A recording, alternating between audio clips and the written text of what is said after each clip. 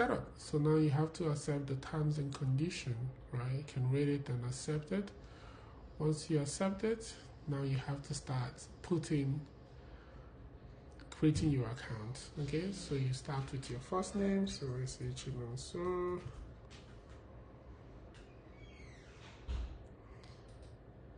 Okay, so you start with your last name, Charles. You go ahead and email address, so we can use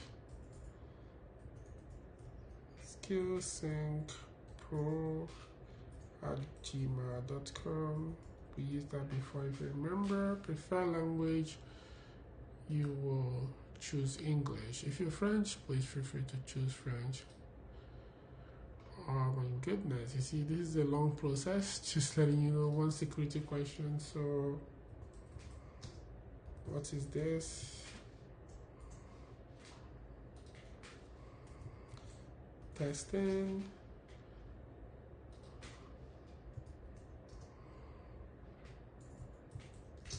What's for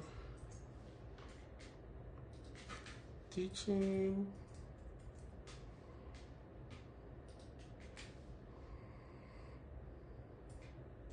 How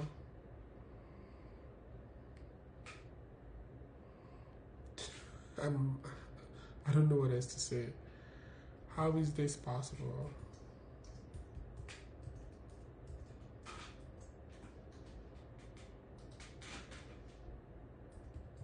Possible.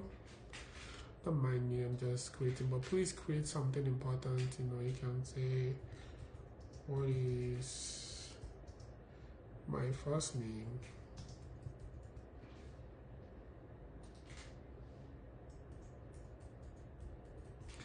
I would suggest when you create this, please do take a picture. The reason for this is that anytime you log into your account, one of these questions will pop up and you have to answer it correctly to be able to access your account. So the question you put is invalid. So my question is all invalid.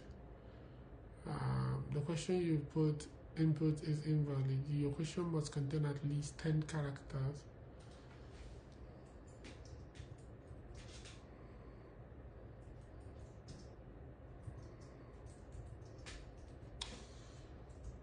Oh God.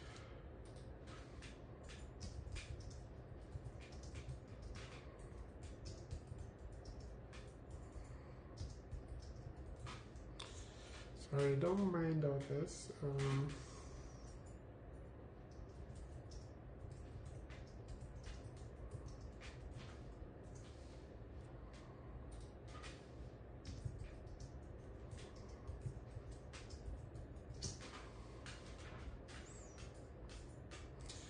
We're going to try again and see if we did it this time. I'm just doing this to save time instead of getting stuck in this, but I hope it works. Fantastic, it works. Wow, now I have created an account, but I don't have anything in it, right? So I've created an account and I don't have anything in it. Now for me to add something in it, I have to start an application, right? So this is my account. The same way you will have an account when you finish this, but you have to start an application. And how do you start an application? You say apply to come to Canada.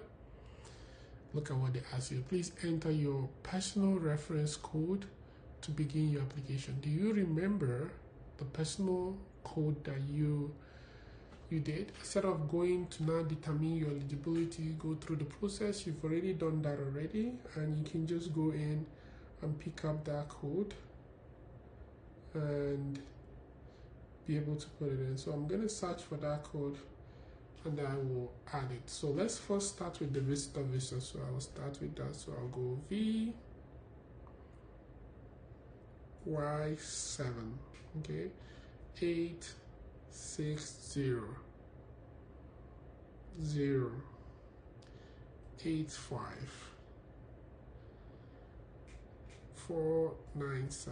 So that is the first one, remember? So I can now say continue. It will pull that information from what we did previously Remember, this is part 2 of the video. Please remember to watch the part 1, and I can click continue. And now I can now click continue again, and the applications will show up. So now it shows me how much I need to pay, and then it gives you more details of the application. So now you need to upload this form. You need to upload this. You need to also download this form and fill it up and upload it. Maybe one of these days I have to walk you guys through how to fill this form, but I hope you know how to fill it. But it's super easy, just direct you, but I may have to walk you guys through it. But and then once you're done uploading your files, you can actually submit your application. So this is done. So I can go back to online service. Now I've added, and one thing, when you added, you have 60 days to submit your application. So once you created an account, you have 60 days to submit an application. Now also remember, we did a study. I can also add the student permit, like the study permit application. That was also the one we did as well. So I can also go here and add. So you can actually add many applications on your account, right? So once you create one account, you don't need to keep creating an account for any application that you're doing. So 8308 32 8975. Okay, so let's go continue. Oh, that shows error. Wait, so KN 830 832 8975.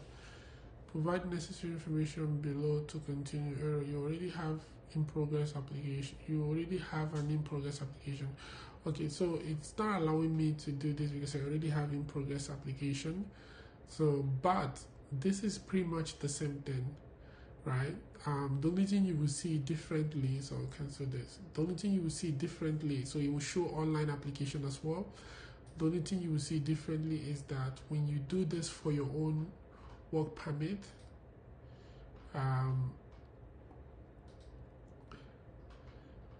it will show here, instead of application for visitor visa, it will show application for student visa, right? So it will show that, and also give you what you need to submit. Like it will be like, you will even see like the student